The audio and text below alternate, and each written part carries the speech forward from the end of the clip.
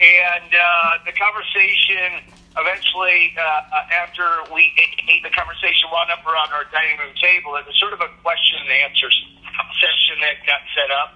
And the more that I talked, the more that I shared some ideas and answered some questions for different people that were there, the more that I realized that this is probably a good conversation that we need to have with everybody on the team, everybody that's on a Friday morning conference call. And so the discussion came up on our comp plan, and this is not a rah-rah type of call. Today's call is really, I just want you guys, I want you to get a chance to see the business from a completely different paradigm. I want to shift your perspective this morning, if you'll give me the chance, to be open-minded for this call. And at the end of the call, quite frankly, you can always go back to the way that you were considering things before. But I want to have an opportunity for you to listen with an open mind and take into consideration exactly how our comp plan works. My hope is that you may reprioritize the way that you do your working day, whether you're part-time or full-time, how you use your energies and your time on a daily basis, and what's most important to me is that you max out your results. I want to see you start to get 10 times the results that you've been getting. When you get 10 times the results that you've been getting, my income goes up significantly. So my interest is 100% a capitalistic and greed-oriented interest. I want you to make money so I can make more money. And so everything that we're going to talk about this morning is designed to help you understand the comp plan and for you to max out the comp plan. Because when each one of you maxes out the comp plan for your own personal family, we all max it out together. The comp plan, I'm going to sort of unveil what all of the big leaders in the company know. Mark knows this. Nikki knows this. Melinda Blue Taylor knows this. Dan certainly knows this. Olson knows it. Mylette knows it. Charlie A knows it. Villalobos knows it. Juan Jaime knows it. Paul Hart knows it. Penny Lloyd knows it. Thawley knows it. All the big leaders know this. And it's a secret that we've been unintentionally hiding from you for years. And I want to give you the secret so that you can unlock the code to maxing out your income and maxing out our company comp plan. And I'm going to give it to you this morning. And that's why I hope that somebody is recording this, because I think my efforts at recording this failed earlier. So hopefully somebody is, and they can share it with the rest of the team later. But the comp plan is totally designed for the big guys. So what I want to teach you this morning is how do you max out the comp plan so you become one of the big guys. It's completely designed for the recruiter. And I want you to just sort of listen with me. I want you to just sort of walk through with me the comp plan. It's completely designed for the farmer who goes out and plants seeds and makes calls.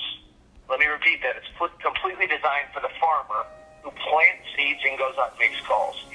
Let me give you an example. I make a phone call and I invite Mark Onstop to a meeting. Mark shows up to the meeting and is a guest of mine. I'm an SMA. Mark decides foolishly that he does not want to join the business, but he's impressed by the company and the people and the concepts, and so he wants an FNA, a financial needs analysis. I match him up with a senior associate in my bake shop named Nikki Cannon. Okay? I want you to understand how the comp plan works. I match him up with Nikki Cannon, right? He's an unlicensed guest. I get half of the business. Nikki split the business with me. So I get half of the business, and the other half of the business that she writes on Mark, I override by 20%. Override by 20% because she's a senior associate on a 45% contract. So she's getting, I want you to understand this, as a senior associate on this deal, she's going to get 22.5% of the total compensation available. 22.5%. That's 45% of 50%. I'm going to get 40% times my half, or times her half, which is 20% of the overall deal. And then I'm going to get 65% of the other half, so that's another 32.5%. Does that make sense? So I'm getting 52% 42.5% of the deal. She's getting 22.5% of the deal. That's not including any of the bonuses I get as an SMD or any bonus pools, anything of that nature. So I'm getting more than twice, about 60% of the total compensation between the two of us, right? Actually closer to 70%. So let's run down how this really works. Okay, let's break it down step by step. She runs an ASAP appointment with Mark. Now, I understand that Colorado drive times and California drive times might differ.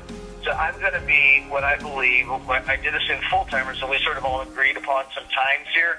I'm going to be very conservative in my estimates. In other words, I'm going to give the benefit of the doubt wherever possible to the laborer, to the field trainer, to the paid person actually doing the work, okay? She runs the appointment. Between drive time and doing the ASAP appointment, we're going to assume that's an hour and a half. I want you to write this down. I want you to see it. If you're driving a car like I am, pull over like I did, so that you can write this down. She runs the ASAP appointment. Put down in your notes, ASAP equals 1.5 hours. That's drive time there, a half an hour for the ASAP, drive time back. I think that could easily be an hour and 45 minutes to 2 hours if the client has any questions, if the drive time is longer, but we're going to be conservative. We're going to assume it's only an hour and a half. In that hour and a half that she's doing that, we're going to assume that I can make 20 baseline unit calls per hour, which I think is a pretty conservative estimate based on me sampling a fairly large group of people that do baseline units of activity on a regular basis. So in the hour and a half that it takes her to drive to the ASAP, do the ASAP, and drive home, I've knocked out 30 units. 20 per hour, that's 32 total units. So write down ASAP equals 1.5 hours of time, which also equals 30 base units. Step 2, she runs a data collect. So she drives back to Mark's house and runs a data collect. We're going to assume that a data collect takes 2 hours. It's a half an hour to drive there. It's probably 45 minutes to an hour to do the data collect if you're going to do it right and get the 5 commitments really strong on the back end, and then another half hour to drive home or drive back to the office. So write down in your notes, data collect equals 2 hours, which equals 40 base units. I've now made 70 baseline units of activity in the time it took her to drive there, do an ASAP, and then the time it took her to drive back and do a data collect. She now gets back to the office. She has to run a financial needs analysis and print it out. She has to run an illustration and print it out. She may do additional quotes, whether it's for an IRA rollover, a 401k rollover, or additional term insurance in addition to the IUL. That is somewhere between an hour to an hour and a half to run the F&A, to run the illustrations, to get quotes if there's any underwriting questions, to print that out, package it together nice. We're going to be conservative and say it only takes her an hour to do all that, though in many, many cases, for many of the field traders, it's going to take an hour and a half to do that. If it's an hour, it's 20 additional baseline units. If it's an hour and a half, it's 30. So write down F&A/illustration equals 1 to 1.5 hours, which equals 20 to 30 baseline units. Conservatively, now we're at 30 baseline units for the ASAP, 40 for the data collect, we're at 70, and conservatively, we're at least another 20 baseline units for her to prepare for the close. So now we're at 90 baseline units that I've had the time to do while she's running this activity. She now runs the closing appointment. We're going to assume very conservatively that the close only takes an hour, and it takes a half an hour to get there and a half an hour to get home. So you put down close equals 2 hours, which equals another 40 base units. We're now at 130 baseline units that I've been able to call while she's been doing the activity. Now, if she did close, there's no guarantee that she did, but Mark's smart. He's got a supportive wife, so they bought, she closed. She now has to order the meds, the parameds. She has to follow up with the insurance company and do some underwriting. Now we're going to assume that takes an hour of her time on an average case, including hold times online, on the phone. So in the time that she's underwriting, I would write underwrites equals 1 hour. That's another 20 baseline units. I've now had the time to call 150 baseline units of activity while she's getting the policy sold and underwritten. Once that's underwritten, she needs to deliver the policy.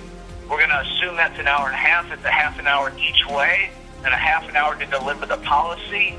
So write down delivers policy equals 1.5 hours, which is 30 baseline units. 30 baseline units at a clip of 20 baseline units per hour.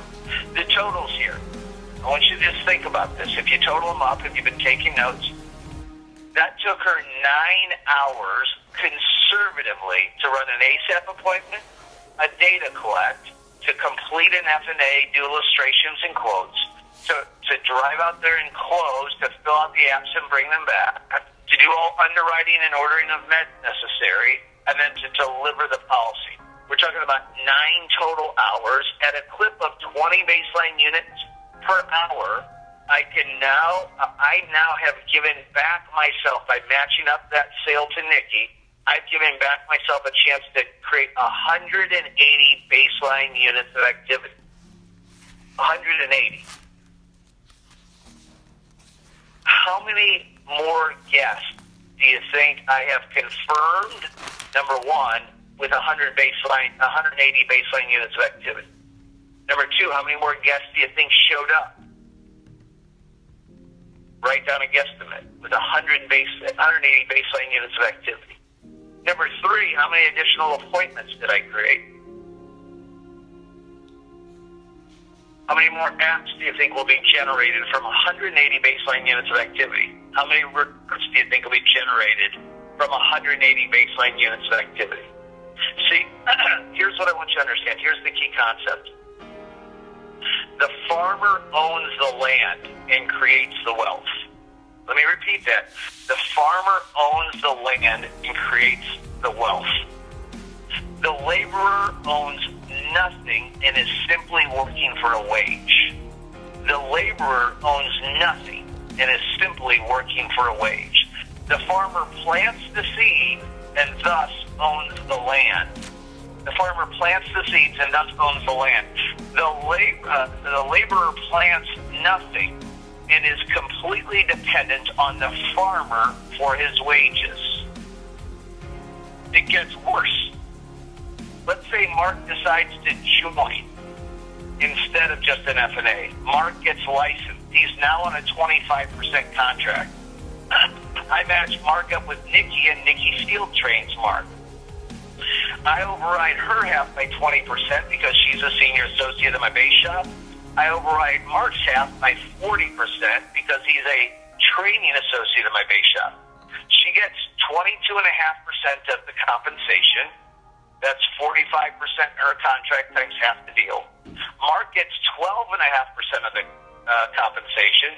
That's his 25% contract times 50% of the deal, right? Because he's splitting it with her because he's licensed now, right? And I get 30% of the pot. Why? Because I get a 20% override on Nikki. That's 20% times 50%. And I get a 40% override on Mark because he's a training associate. That's 40% times 50%. So he gets 12.5%. That's the trainee. Nikki, as the trainer, gets 22.5%. And I get 30%. I get almost as much as the two of them combined. Why? Because I made the call, invited a guest, and the guest came down and decided he wanted to join. And I get the 9 hours back while she's taking him on one field training appointment.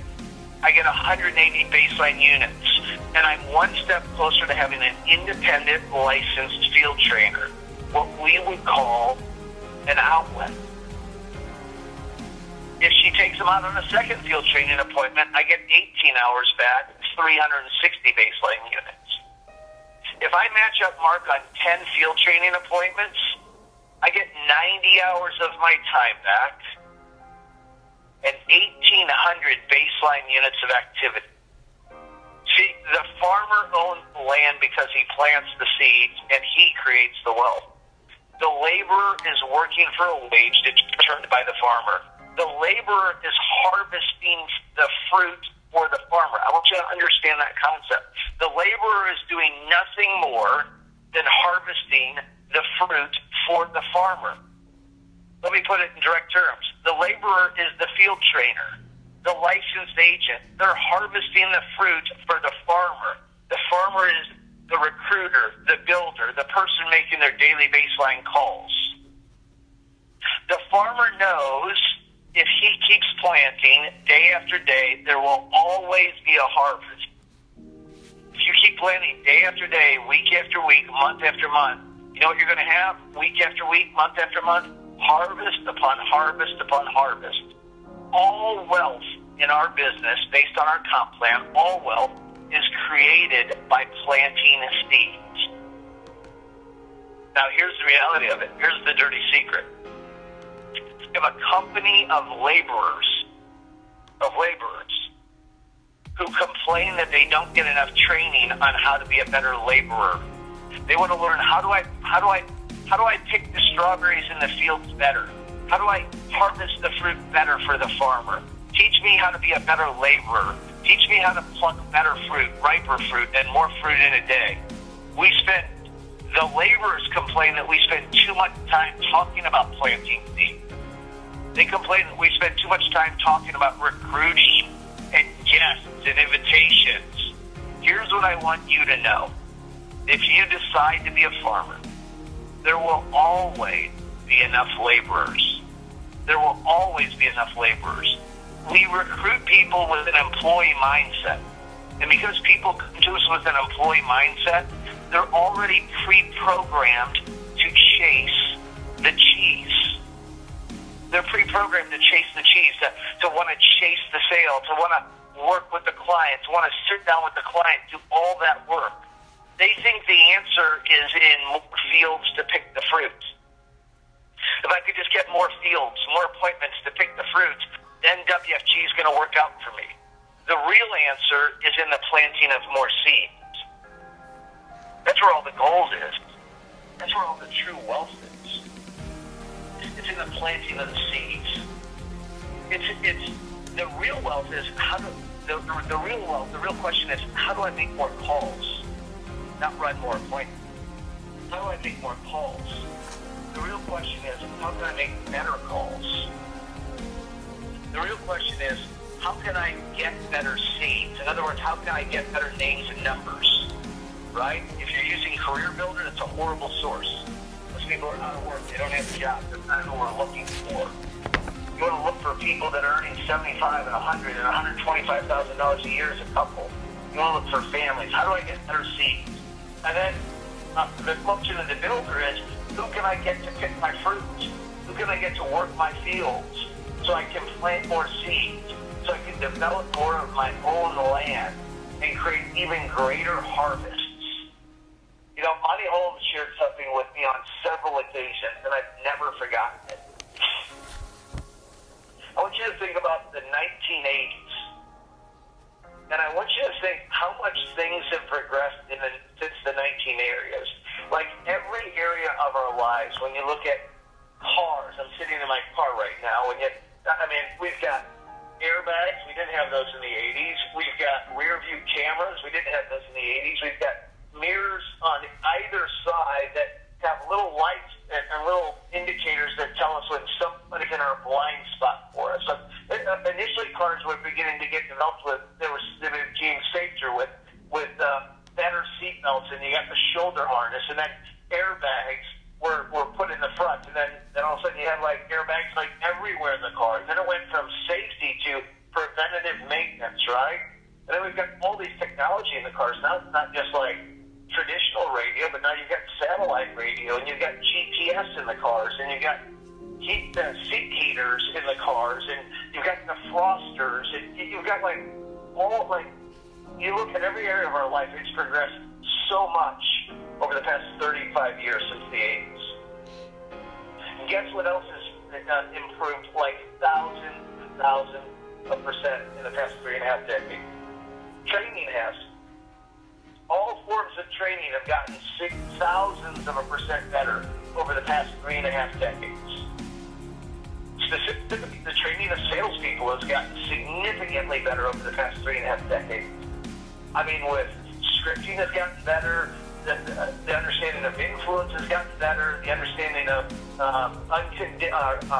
unconscious persuasion and how we use our tonalities and how we use our voice qualities, and not just the words that we use, but how we use our physiology, how energy, like everything about sales and sales training and role playing and real play has gotten better.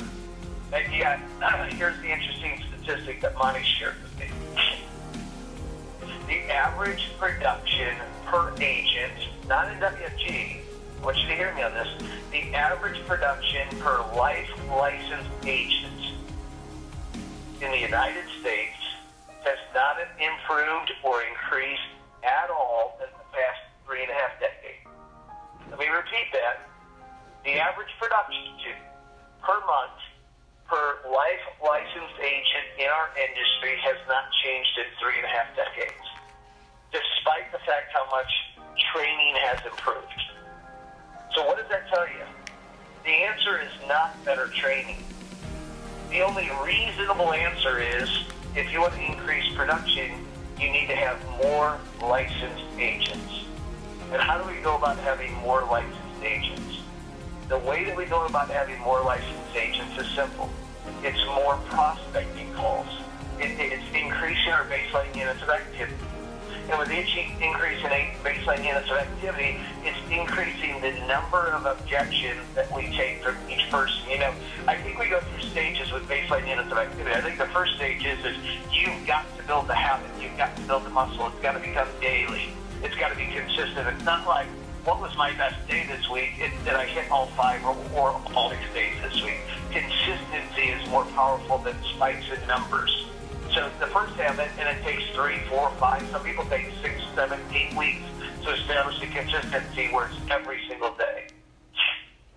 My hope is that with today's metaphor, with today's analogy, you begin to see that the priority, the thing that must be the most important part of your day, is establishing the baseline units of activity, of making that the priority of, no matter what happens, I get that done. I look at so many of the laborers that we have, and they will not cancel a sales appointment for anything. They're not going to cancel an ASAP appointment, a data collect, or a close for anything.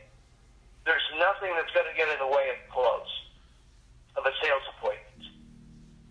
They will move their green time. They will put off making their baseline units of activity in an effort to run their sales appointment. But they're not going to cancel their sales appointment to make sure that they make their calls that day. The sales appointment in the laborer's mind is the priority. It always has been and it always will be, and that's what keeps them as a laborer, dependent on somebody else to create enough activity and enough appointments for them. And so it keeps them, even though they're closing sales, from making a lot of money, because they're always getting half of a deal. And you just can't make a lot of money getting halves of a deal unless you're the one creating the halves. If you can create enough halves for other people, not just yourself, but other people, then you can become quite wealthy doing this. So, it's how do I prioritize my time? My hope is that what you begin to see is if I don't get anything done today, but if I get my baseline units of activity done today, at some level I've had a successful day. But I can run 3, 4, 5 appointments. If I don't get my baseline units of activity done, what I've done is harvested fruit today, but I've not planted seeds for tomorrow. And there's going to be tomorrow where I'm not going to have appointments because I failed to plant seeds today. And it's the daily planting of seeds that ensures there's always a harvest, there's always fruit to be harvested, there's always enough for me to cherry pick and pick the easiest and the low-hanging fruit. You know what's the fruit that I want? You know what's the fruit that I want to pick as a laborer? The fruit of my own trees that I planted from calls, because I get paid 100% on that. You know what's the fruit that I want to harvest?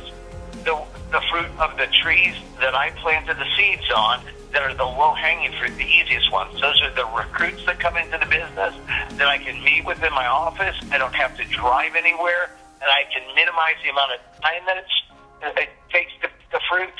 I can minimize the amount of objections I'm going to get in the close, and then I hand off all the ones that you got to be driving around all over town where I may or may not be closing, I hand those off to match up field trainers, hand those off to the laborers.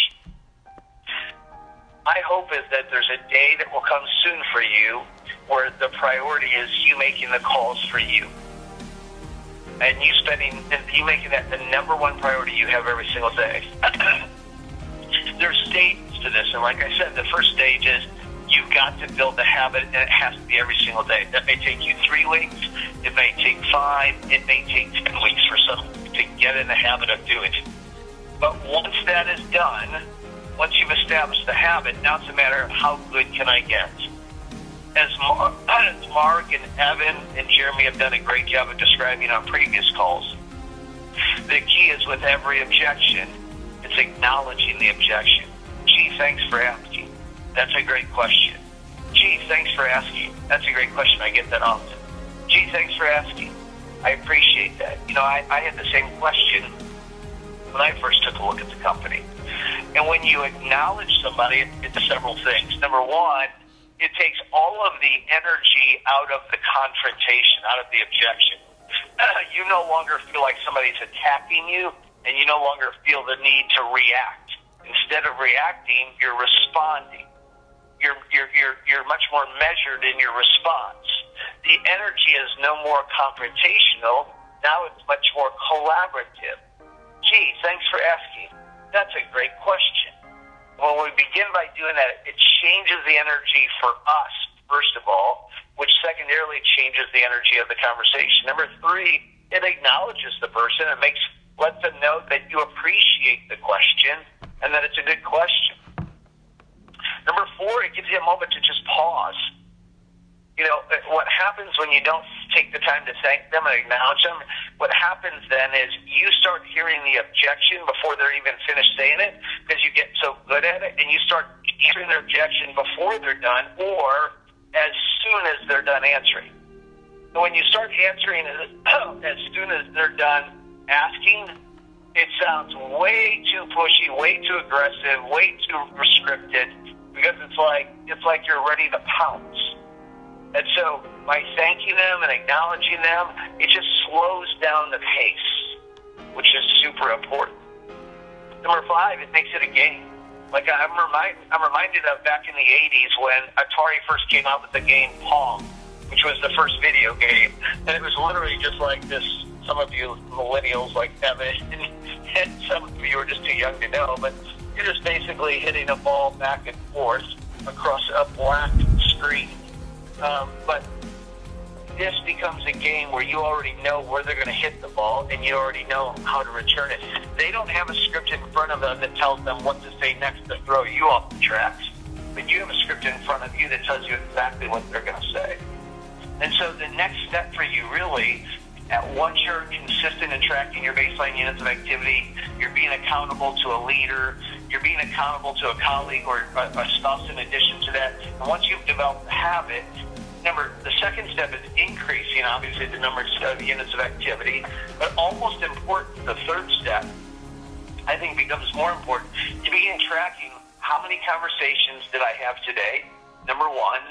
And number 2, how many objections did I have on each conversation? In other words, maybe you had 8 conversations, and on the first conversation, they gave an objection, I came back, they gave another objection, and I sort of half-answered it, and then I said, do you mind if I follow up with you in a month?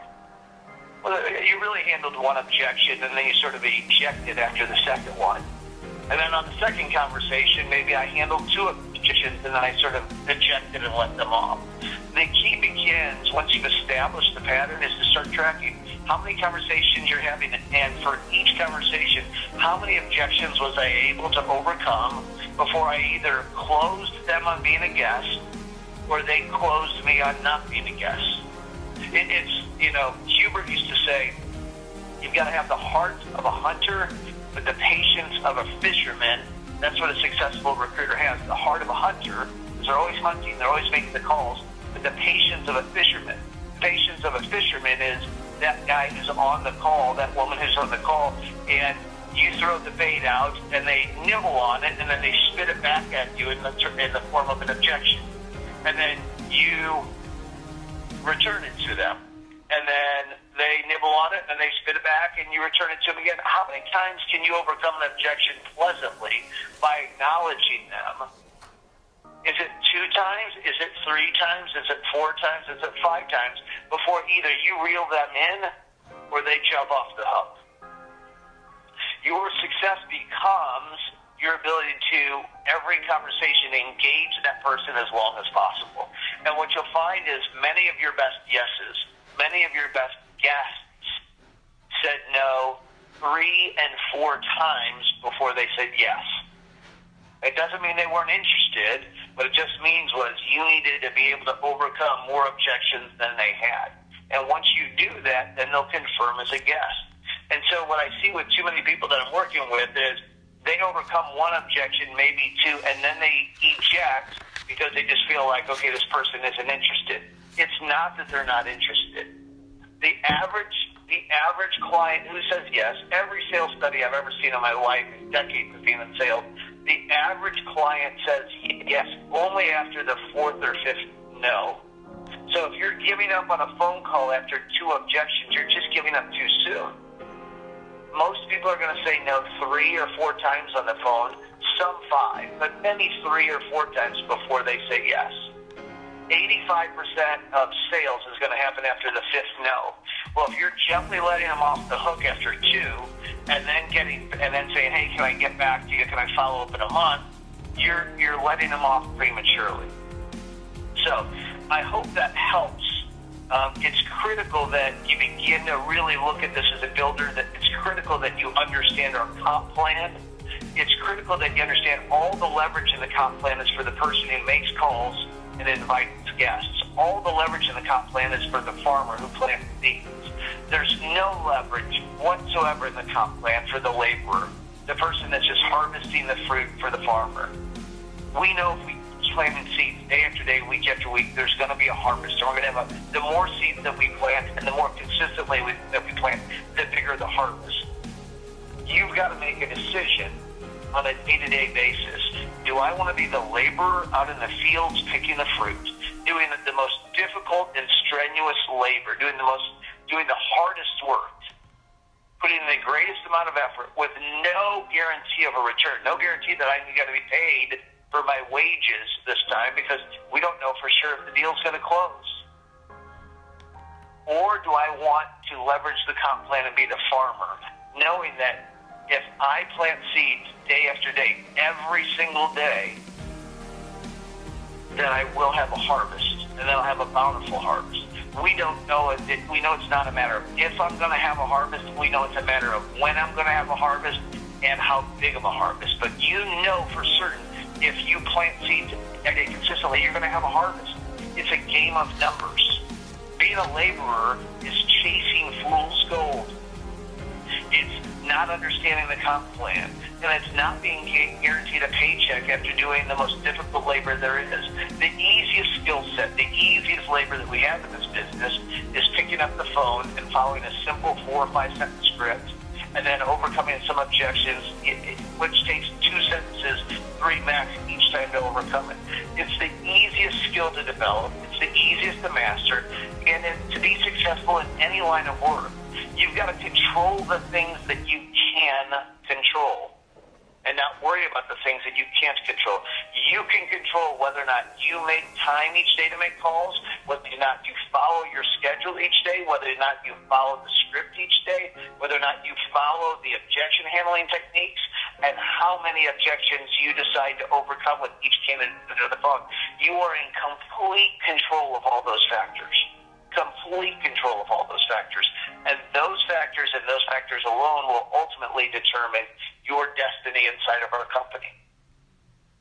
As a laborer, you can't control whether or not the appointment's going to be a good appointment or a bad appointment. Whether they're going to follow through for you or reschedule on you. You can't control whether they're going to cancel on you.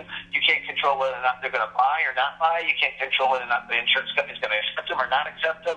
You can't control whether or not they're going to keep the policy or charge back. There's a lot of things that are outside of your control as a laborer. But as a farmer, you can control all of the variables, and it's not a matter of if, it's a matter of when. So I hope that's helpful to some of you. I'd like to hear your feedback on GroupMe, on the Super Base GroupMe. On today's call, I want a couple of important reminders. today at 12 noon Pacific Coast time, Ed Milet is hosting an emergency SMD conference call. Make sure you get with your SMD in your office and you get on that call. If you're not an SMD, don't call in. Don't register on your own. There's not enough call-in numbers. You haven't earned the right to take in a call-in number or a bridge when there's a limited number of lines available. You haven't earned the right to take a line from an SMD who has. So from a leadership perspective, don't do that. That's wrong to do. But it is right to do to get with your SMD and either get on a conference call if they want to somehow broadcast it on a conference call. They want to broadcast it in their office. Get with your SMD and make sure you get on this call. It's going to be, Ed reached out to me personally to make sure that me and our hierarchy were on the call. He said it's going to be a really special call. Do not miss it. I would also suggest that you get on early because the lines will max out. And if you're an SMD, I might dial in on, I might be with another SMD and have both of us dial in, so if one of us gets kicked off, the other is still on. Because if you get kicked off, there's a good chance you won't get back on. A couple of other quick announcements. We've got the Catalina contest that we're finishing up for right now. The St. Martin's contest. You should know exactly where you are in each one of these contests and how much time is left in the contest, and exactly where you are and exactly what you need to do to win each contest. We have the Tony Robbins contest going on. That'll be taking place in December in Las Vegas. You should know exactly where you are in the qualifications, what you need to do to get there, and how much time is left. We're in the competition for Hawaii contest. Once again, you should know exactly where you rank, how much time is left, and what you have to do to ensure that you're going to Hawaii this year. And then lastly, we have the Wealth Bowl in January. Tickets are still available. You want to make sure you max out all of your current teammates and spouses' tickets. Then you also want to make sure that you're maxing out what you're going to do to really achieve the highest level. Are you going to be finish in the top 20, in the top 10, in the top 5? Are you going to finish number 1 in any one of the categories? Producing, recruiting, in the golf score. Where are you going to compete? Are you going to get your promotion there? How many people on your team are going to get the promotion there? Now is the time to be planning. There's 100 days left in the year. You want to be planning these last 100 days. Here's what I know. You can do more in the last 100 days of this year than you've done in the first 265 if you've got a great plan for it.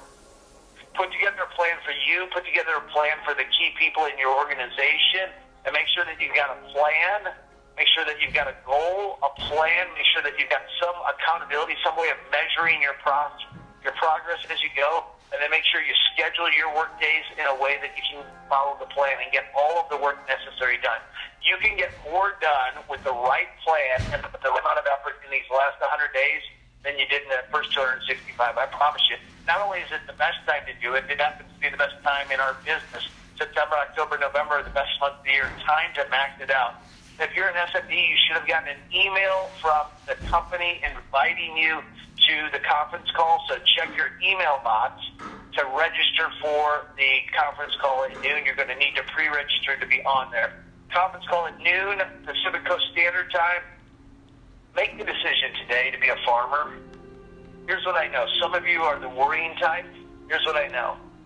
If everybody on this call made a decision to be a farmer, trust me, there would still be enough laborers around to do the matchup and the field training and run the appointments for us. I promise you there will. Don't worry about you creating so much activity and not having enough laborers available to you. There's more than enough laborers. Decide that you want to be wealthy. Decide that you want to be a landowner. Decide that you want to be the one that owns and controls all of the acreage, because that's where the real wealth is. And you literally get a chance to own that by planting the seeds. Once those seeds are planted in that ground, you own it. Be that person and put all of your time and energy and prioritization on a daily basis into being the farmer. And then fill in the gaps with harvesting your own fruit. Okay? I hope that helps. Appreciate you guys. Look forward to seeing your feedback on GroupMe, and look forward to seeing all of your social media posting as you continue to build your brands and build the Life Insurance Awareness Month message and what we're doing inside of WFG. Have a great one, everybody. Take care.